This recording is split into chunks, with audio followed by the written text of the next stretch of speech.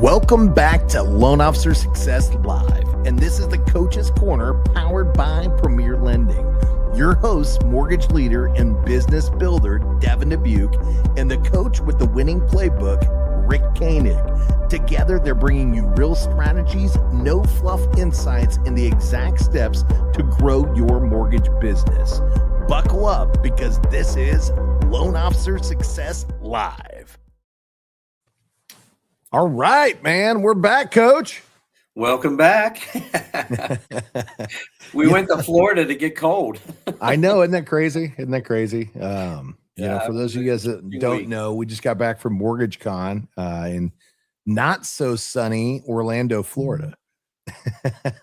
Wasn't just us, man. It was everybody in the South. I mean, the experiences people had traveling to the event.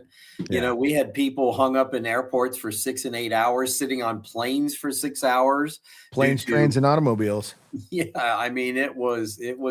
But you know what? Once they got there, anytime you invest in yourself and you go to some place where there's excellent speakers, people that can teach you stuff, you're spending your money well, as long as you utilize it when you get back. That's it. And what MortgageCon has developed into in just 3 years is absolutely one of the 2 or 3 premier events in the entire mortgage industry. And we were blessed to have some of the best speakers. And I know we both had different takeaways. You remember way more than I always do. Plus, you record it and watch it back, and I want to see some of those recordings. Yeah, but I'm dropping them into our shared drive so we can go back and revisit those and share those with the team. But let's talk about some of the names that were on stage at this big. The headliners were Charlie Rocket, which has nothing to do with mortgage, but everything to do with believing in yourself and bringing about whatever it is that you want to accomplish, just through motivation and discipline and just taking the time to do it. Right. I think my favorite quote from him, Coach, and I'm going to do it here right now. Right. Is he's like, I never lose. And he's like, I never lose because he's like, if I get 2 losses, it turns to a win, because when you put your hand in an L shape and you get 2 L's, it creates a W. Right. And I thought, man, what a great way to think. What a great mindset, and why he's accomplished what he's accomplished comes right there. But I'm going to run through just the headliners first, and then we can kind of dive into what we learned. Neil Dingra from Ford Mastermind. I mean, absolutely outstanding. Renee Rodriguez. I mean, come on, guys. I mean, these are some of the legends that are out there. And then, the rest of the lineup, we had Anthony Frederick, Ashley Bedford. I mean, this is a producer that knocked out over 292 transactions last year. Chelsea Gardner, social media. Chris Vinson with Windsor was there. Chris Welton, Dan Smokaska, LinkedIn guy, teaches you how to win on LinkedIn. Dustin Owen from T-Lop was there. Eddie Perez, Jason Frazier, right? Yeah. Harish from Arrive. I'm not going to try to pronounce his last name. The owner, right? The CEO, right? Howard Lerman from Rome. We love Rome. One of the best pieces of tech I think that there is on the market in any business in any country, right? Jamie Miller, who's going to teach art. He's both of our coaches, right? Art of Communication. Jonathan Haddad, Kenny Phillips, Coach Kyle Draper. I mean, come on, man. When he sat up there and preached, he was preaching. He genuinely was preaching. It's his background, and it was just everybody in the room was so uplifted. Luke Shankula, AI tech guy, Michelle Berman, Milo Draven, Phil Manusco, Rebecca Richardson, the mortgage mentor, Rob Piccolo, Sean Kaplan. Come on, man. One of the best producers in the country right now, Sean Kaplan. That guy did it. I think he's averaging somewhere around $10.5 million a month, and told the secrets on how he got there. Tony Cottenberg, Travis Newton, and James, I think it's Smith, the mortgage dad, James Swift, the mortgage dads, and then Trevor York. I mean, what a phenomenal lineup of people to be able to sit forth and learn. The theme that went through almost every one of these successful people was the theme of giving back, and living a life of abundance. And, what's really cool is I work with 2 guys that are great mentors and great coaches, and 2 of the best at giving away. You and Scotty Hudspeth, you do the morning show, you do multiple broadcasts like this and podcasts with people, and you're teaching them how, and it's from abundance. I mean, the stuff that you guys do on the show and the stuff that you help people with on the side that aren't even employees of our company is just, just really cool. And it pays off in the long run. It does pay off in the long run, and that's a big part of what Neil Dingra talks about. Right. And we'll go back to that. Neil, he got started 7 years ago, and he was doing a lot of stuff with social media. Before that, he was not. And, one of the things he said that I love is he's like, you got to give him candy. You got to give him candy. He's like, we'll get to the vegetables later, but you got to give him the candy. And what he means by that is you want to give things out for free. And so many people were stuck in the mindset of, I've got to have it right now, right? I need this sale today. I've got to win today. It's got to happen right now. And why is that? It's because a lot of us are chasing paychecks, right? We've got to have it now because we got to pay the mortgage. And quite frankly, maybe we didn't even need it now. Maybe we needed it yesterday. And more importantly, maybe it wasn't yesterday. Maybe it was last week, or maybe it was 6 months ago we needed it and we're still chasing it. And, ultimately what he said is that you got to transition yourself to the mindset of, not just I need it right now, but ultimately I want to talk to the people that are going to do business with me later down the road. Because if I start talking to the future people, the ones that are going to want to move to me and the ones that are going to want to work with me, right, then effectively I don't have to chase anymore because I'm attracting the people to me. And, what he means by that is giving things for free, coming from a place of abundance, sharing secrets and tips and free reports, and not asking for a penny from that, right? And effectively, what you're doing at that point in time is that you're building trust in people. And one of the major things that I caught from Neil, and I'll let you give your take on him, was he said, we're in a trust recession right now. There's a lot of people out there that just don't trust, and they have good damn reason to not trust those. Yeah. It couldn't be the media or anything like that. Everybody in the whole world's got you not trusting anybody. So you're right. We got to give them a reason to believe in who we are, right? And how do we do that? We give away something for free. We come from a place of abundance. We let them know that we're not here to trick them into anything. We're here to give them something, right? And if they love us and they love what we're doing, then those are the people that are going to come back to us over time and go, you know what? I trust this guy. I trust him like no other because he shared with me secrets on how to make things happen that nobody's ever shared with me before. And to me, that's where the magic really starts to happen. Right. It's not only that living from the life of abundance, but so many of these people who are successful could have let life's events take them to the bottom. And to hear some of the most successful people we've ever met, and some of them I never heard that portion of their stories. You think about, Chris Welton, born with, basically one arm and one stub arm. And the guy goes out and creates a marketing genius ploy. He wrote the book One Jordan, where he gave away one Jordan gym shoe in your size. And then to get the other one, you had to make an appointment with him.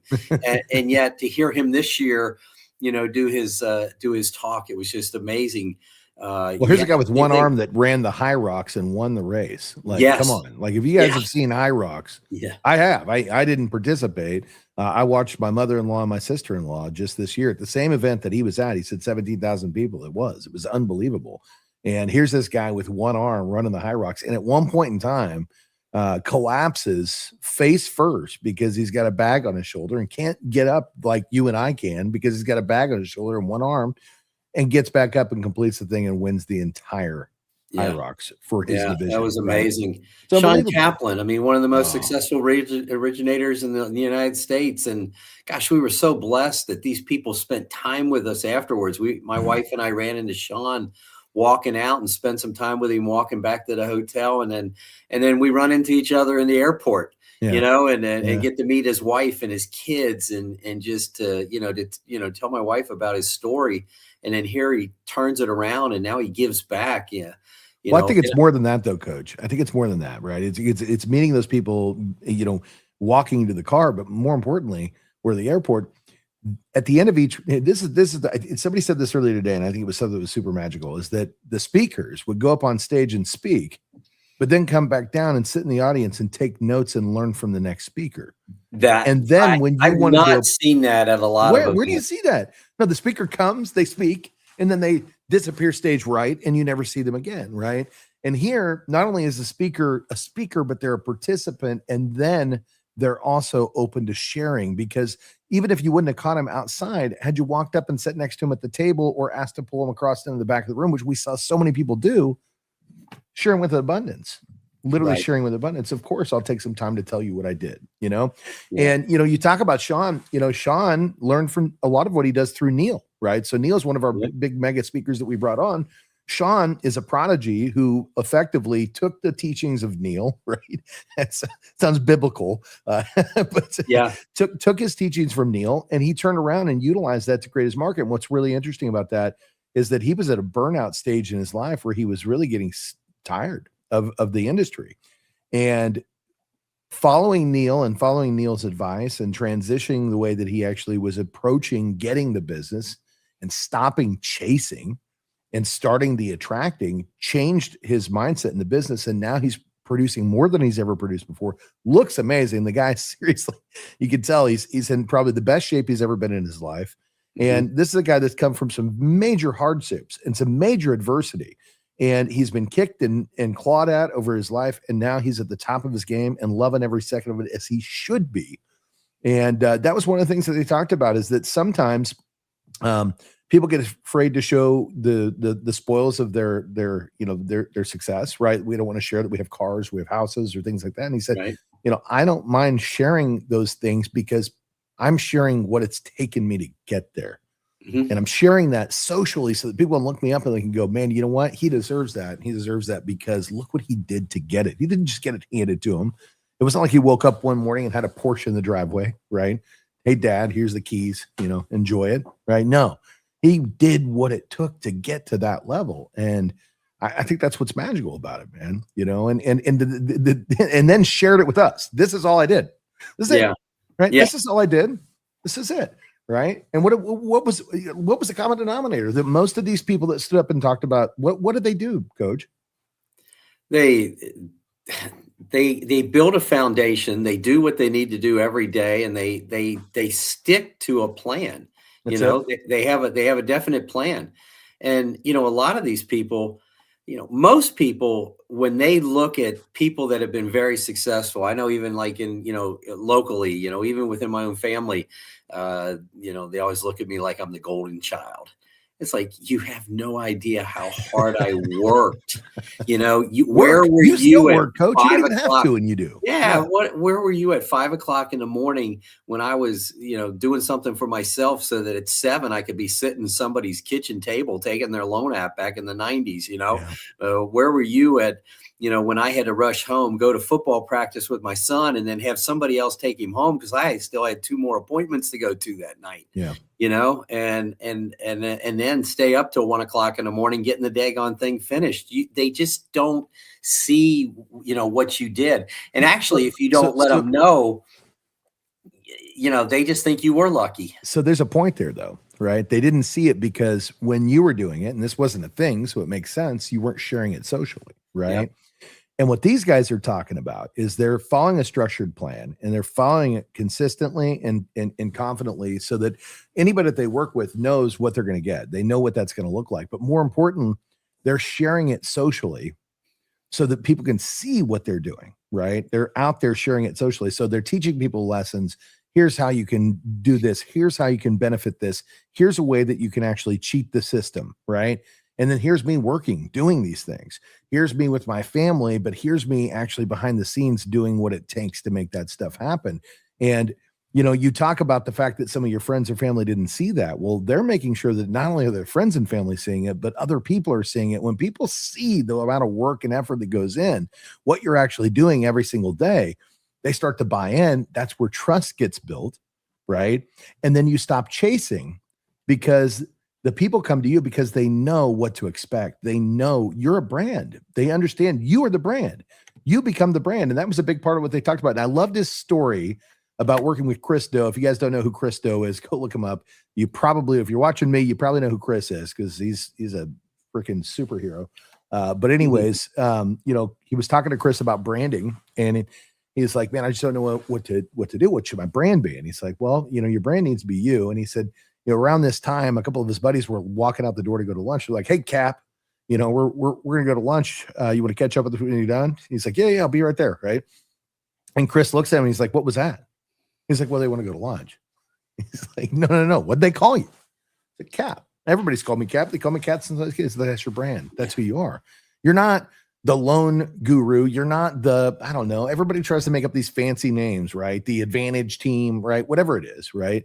No, that's not who you are. You are you, right? And I can't use Big D because it's taken. But that's what people called me as a kid growing up, right? That was what it was. But I am Devin Dubuque. That's who I am, right? That's a brand. That's what you want to do when you're going out there building your social presence. Build it off of the brand. The brand is you. The brand is you. People buy into you. And I remember I was at that same event, the Ford Mastermind last year, not this event, but the previous one, where I saw Neil speak for the first time.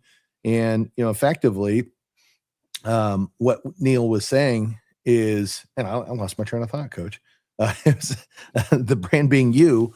I'm going to let you take it over. I don't know. I just lost it. I lost myself. Oh, I know that happened to me twice today. It happened in an interview. Well, I got so much information because we had so much going on, Yeah. And you retain it and you give it back to our team way better than I always do.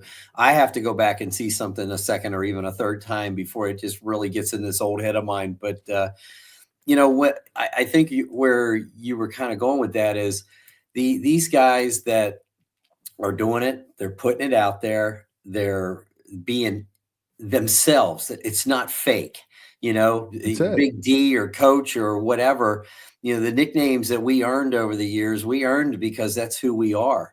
And if you're trying to make your brand into something that you're not, or you want it to be, that can end up backfiring on you because then you're not really taken as being serious. And so, some of these goofy names that people do come up with, people just look at it and it's like, I don't know, Well, it doesn't mean anything. I think that's the bigger part is it doesn't mean anything, right? Like it's just a word on a piece of paper, right? Titles today. I mean, think about that. We've got loan officers at one company. Every loan officer is a vice president of mortgage lending. And it's like, really? What decision are you allowed to make for the company today? Who's putting the coffee on? I mean, come on, I took the role of growth leader, right? I took the role of growth leader, and I took that role because I want to help people grow. That's it. That's all I care about. It's not about my growth. It's about somebody else's growth. How do I help somebody else grow? And, I think at some point in time, they called me the national director of sales. It's like, no, I'm a growth leader. I want to help people grow. That's what it's all about, right? And ultimately, what happens when you start carrying these titles? It's like, oh, I'm so-and-so. I'm a human being that's here to help others get where they want to be and create successes for themselves, because my success will come with their success. And that's what we have to start thinking, and we go back to talk about trust recessions. No wonder there's a trust recession, oh, you work for me. No, I work for you. I work for you. I don't care if technically you are somebody that's working underneath my division. It doesn't matter. I work for you. If I'm not providing you value, you need to leave. You need to leave, because if the person that's supposed to be there to support you doesn't support you, what kind of a leader are they? Right. And I have a problem with that. So let's go back and talk about Rene Rodriguez, because he said some amazing things. And, the one that really stuck with me, and there's several, right? But the one that really stuck with me was defining who you are and, basically how that takes you back to your childhood. Right. And then the other one was the perception reality. So which one do you want to cover first? Defining who you are. Defining who you are, because, we've talked about this. We've even done this exercise, with our team at this company, where you have to find your origin story. That's the term. And when you figure out your why, that's great. You have to be able to let people know what your why is. It was. Because when you're able to let somebody know your why, you can usually pull their why back out of them. And when you know each other's reason for doing stuff, the relationship isn't just transactional. It becomes, relationship. So let's talk about that. So how do you find the why? And the way that Rene presented was probably the best way that I've ever seen it before. And, what he talked about was that you need to find a way to define yourself by 3 words, right? The 3 words that mean the most to you. And it didn't have to be exactly 3. It could be more, right? But the 3 words that mean the most to you, right? And then, and this is the big one, then you take those 3 words and you go back to the ages of 9 to 13, because this is when those 3 words were developed in your psyche. It's when it became something important to you. And then remember why those words are so important for you, right? For me, one of my core values is always family, right? Well, there's a reason for that, because if I go back to my roots between 9 and 13, I didn't have a family. My family was my mother and I. And my mother was always working. And as much as she meant, as much as she wanted to do well, and she did, she taught me a lot of things, but what she taught me was that she was never there, right? And that was important to me. So why is family so important to me now? Well, now, coaches, you already know I've got 5 kids, and I'm home with them every single day. Yeah. At 5:00, that's when I leave, because that's a non-negotiable for me, right? Sometimes 5:30, but I'm gone, because for me, I'm not ever going to have my kids not have a father and a mother that are present. That's not an option for me, right? Right. And it's important. And so that word family for me is not just about my family, but it's about supporting the other people that we have on our teams, the people that we lead, so that they can also be there for their families. And then the other part of family for me is helping the families that we serve accomplish their goals and dreams, right? And it's important. And it goes back to 9 to 13, just like he said, right? And that's why it's so important to me. The second one is passion. My second one is passion. I think you can hear when I talk, right? But where's that passion come from? My mother always told me growing up, you got to believe what you're doing. You got to do it for the right reasons, and that meant something to me. Yeah. You got to be passionate about something. With me being a recruiter, the passion has to be there. But, we've all talked to those guys that just, it's a job and you're a paycheck. And I don't think I've ever, at least in the last 20 plus years, worked as a recruiter, a branch manager, whatever, just for a paycheck. If I couldn't look a man or woman in the eyes and tell them for sure I thought they would be better off with me than they were with somebody else, then I couldn't hire that person. I could never ask them to put their family at risk. And there's so many people that, they're there to sell. In fact, you might have even run into this young man. There was a young man at the event that was one of the first people that walked up to me in our booth, and says, "Hi, I'm so-and-so. I'm an insurance agent." And before he heard my name, was into a sales pitch. And I didn't take him aside, but I was going to, after I saw him do it to 4 or 5 people. And I was going to like, "Hey, dude, let's slow down. Yeah. You gotta build a relationship. Yep. Do you know who you're talking to? You just talked to the CEO of one of the largest companies in the world. I'm sure he's got some of the best insurance ever, but maybe he could have introduced you to his local branch where you live and said, 'Hey, I met so-and-so. He's told me to stop in here and meet you guys.'" I mean, what would that young man's life be different if he had thought more about the people that he was meeting than he was himself? And now I understand that you have to make money and you got to build your income. And maybe I reached that point in my life where, it's different for me than it is for somebody trying to put food on the table, and, they do only have 2 paychecks left in the bank. I get that. But it seems like when it's like the old biblical, it's the more you give, the more you get. And it's not that it's a, hey, if I do this, I'm going to get more type mentality. But when it's real and it's from the heart, people know it. And so a lot of times when I'm doing recruiting, I talk to them first and then I say, "Do I have your permission to tell you our story?" I said, "I'd love to tell it from start to finish so that when I'm done, you completely understand where we're coming from. I've heard what you said. And then I want to talk more about you with who I think you're going to believe who we are now." And people are so open. They sit back because they think it's an interview and they got to do all the talking themselves. And not that I want to do all the talking, but I let them feel what I feel like and why I'm here. So that brings me to another one of the points that Rene Rodriguez was talking about at the event. And that was, ultimately perception of reality, right? We've all heard the stage, right? Perception is reality, right? Well, the question, and this is the big one, is whose perception are we talking about, right? Because the point that he made in the room was he just stopped mid-sentence and then he waited And then he asked what everybody's perception of what just happened was. And to hear the different people, he looked.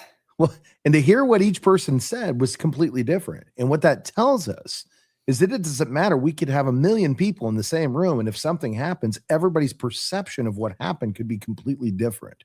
Well, right? What was funny is we could see where he looked from behind him almost, because we were closer to the stage. Yeah. And we could see everybody over there going, like, what did we do? What happened? And then you had all of us on the other side going, well, what happened over there? What'd they do? And so everybody in their head had a story of what just happened before he came back and started. So let's talk about that, because what you just said brought that to my attention. So what you just said was, when you're talking to somebody who we're considering to bring over to the team, you ask them for permission, number one, which is awesome, because effectively maybe they don't care. If you didn't ask their permission to tell the story, maybe they don't care about what you're about to say. But when you ask their permission and they give you permission, and then you tell the story, now you give them the opportunity to give them the perception of the company that you want them to see. This is smart, right? And this is what Renee was talking about, is being able to control the perception by using certain things. One of those was body language, right? Where you hold your hands when you're on stage, the way that you speak, where you stand on the stage, right? Am I back here? What am I talking to you right now? Or am I up here? Yep. And am I here, right? And are we talking to each other, right? And this is important. So, some people may have pumped in and said, man, this is confusing. This is top plays or the producers are actually running. But these are the top plays that producers are actually running. Because I want to recap some of the stuff that we talked about today, Coach, right? Number one, we talked about being in a trust recession where people don't trust us.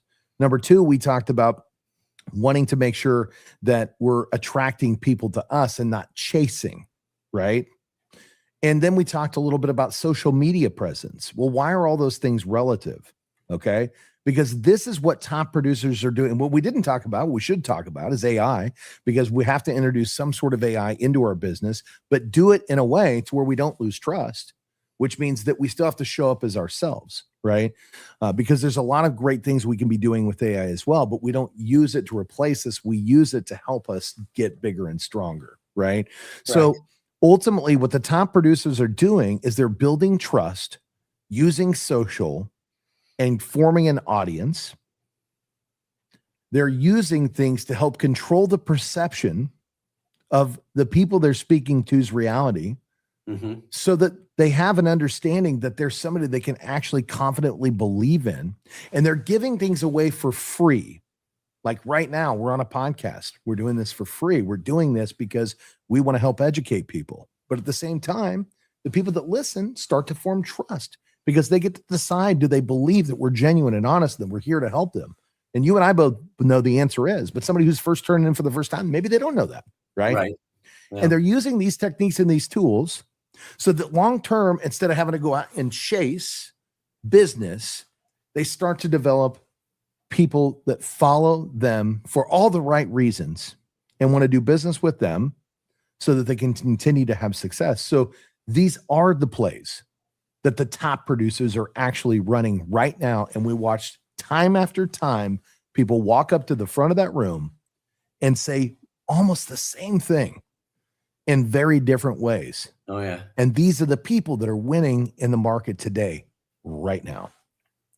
They are. And it's so cool to hear you, after going to an event or after coaching, the way you're able to repeat this stuff. You actually help a lot of people way better than I do, because you absorb this stuff and then you form it. But what was really cool listening to just that last minute or two was you took 8 or 9 different people that talked and weaved it into just a few short paragraphs, because they all had the same message. But when you're listening to them, you're not thinking, man, he sounds like Renee, or that sounds like. They were all different. And it just depends at, what level you're on and, what your receptiveness is to each person. People might see us and go, 2 dudes in ball caps, that's not real professional. I interviewed a COO today, and I I had my hat off, and I looked, I was looking good, but it's interesting. And if people just pluck, a couple things out of what you said and they implement it, and that's the other thing. Everybody that was on that stage implemented the things that they talked about doing it. And most of them, it was just natural. Yeah. When you start putting your videos out there and you start doing things, you showed it today on our Call Stars show, our accountability show, and you showed Mr. Beast at the beginning and Mr. Beast now, and oh my gosh, Mr. Who in the world would have watched that guy 10 years ago? And now he's a billionaire who doesn't have enough cash to pay his bills some months because he gives it all away. He's a billionaire on paper. He doesn't have the cash in his drawer. Yeah, and he gives it all, a lot of it away. Gives it all away, But let's go back and talk about that real quick before we wrap the show today. And that was my perception, but the way that I delivered it, it became your reality. Yep. And this is what we're talking about: is how can you take your perception and deliver it to an audience so that it becomes their reality. And instead of the audience all walking away with a different perception of what you actually meant, right? Yep. And so this is the technique, right? This is the technique that you can learn, you can use, and you can put out there and start to gain trust with an audience that now follows you because they trust you. Yeah. And you can stop the chase, and you can start to build your long-term strategy of success. Yeah. And my personality, doesn't change just based on who I'm talking to or interviewing. I asked the COO this morning after talking a little bit about them and a little bit asking a few questions about me. I asked permission. Can I tell you why I'm here? Can I tell you my story? And she was like, yeah, that's what I want to know. And she's taking notes, so I knew, points I was hitting. And it was just so cool when I said, now let's talk about you. And she goes, no, I got questions first. And let's talk about this too real quick, because, you said, hey, I show up who I am. Well, Coach, every single week at 11:30 Central, you and I are right here. And it's live. By the way, this is live. Like, you could literally ask us a question in the comments. We would answer. This is live. So we don't have an opportunity to edit anything out or change anything or make it different, right? This is all live. This is a live show. We do it every single week. And we do that because we want you to know that, you've got two coaches here that are here to help support you, to help you grow, to help you take things to that next level. And we're not going to have some edited version of us out there. We're going to be here live in your face every single week. In fact, if you want to see us, I think we're changing the dates of the show. So I got to probably change this real quick. But right now we're MLOLiveshow.com, and it's been Monday through Friday. I think we're actually going to be doing Tuesdays and Thursdays at 8 a.m. Central. But it's MLOLiveshow.com, and you should come check us out over there because we're live on that show. We typically have anywhere from 60 to 100 viewers that pop on and literally ask us questions real time, face to face. And that one's Scott Hudspeth. That's me. That's you, Coach Rick Koenig. We've got John Hinks on there from Cageless. So, if you're loving the show and you just want more, you're like, I need more information. I love what you guys are saying. How can I talk to you face to face, right? Not just have to do it through comments. Come over to the show, check it out. We're going to be there, and we welcome everybody. I don't care what industry you're in. It doesn't matter. If you want to level up, learn about AI, learn some really cool tools that we're using right now and giving away for free, come check us out. We would love to have you there. In fact, look, we got some comments. It's funny. Yes, we date each other. We do. We've been dating each other for a long time. We look like twins. Well, that's funny. We're not twins. And let's see, what's it at Real Alien Encounter. So I'm going to pop these up too, Coach, since people are doing it. Here we go. Yeah, I can't see them. Oh, there you are. Do you guys date each other? We hang when we're in the same city. We're both married. Yeah. And he's in Cincinnati. I'm in Dallas, since the upside down Dallas hat here. Yeah, so no, we don't date each other. Shirt, it was hidden. Do you guys look like twins? Okay. Well, I'll take that as a compliment. Other than the fact that I'm old enough to be your dad. That's a compliment I'll take all day long, brother. And, I don't know how you took it. Well, the way I take it, Coach, is that if I'm going to look as good as you at your age, brother, you know what I mean? Then, man, I'll take it, man. I will take it. So, yeah, great stuff. Funny. Great stuff. Well, I think do joke about being the old guy, but there's a point in your life where you feel it, and it's real. It's real. That's it. Well, it's real right there because we just put these comments right on screen as people were saying them. 22,000 steps on Monday, man. That was who knew we were going to a conference and running a marathon? That's it, man. No, you're right. It was a lot of steps, man. It was walking a marathon. Yeah, I don't think I did any running. So, well, guys, we appreciate you stopping in as always. We will be back next Thursday at 11:30. If you don't see us pop on right at 11:30, it'll be within the next 5 minutes. So we're always here. It's live. We're real. It's live. We're real. It's actually happening. So until the next time, we will see you then. I'm Devin Dubuque. Coach Rick Koenig. You've been watching Loan Officer Success Live, where real strategies meet real success. Don't forget to subscribe now and share it with your teammates and keep leveling up because your next breakthrough starts here. If this fired you up, don't just watch success, go out there and build it.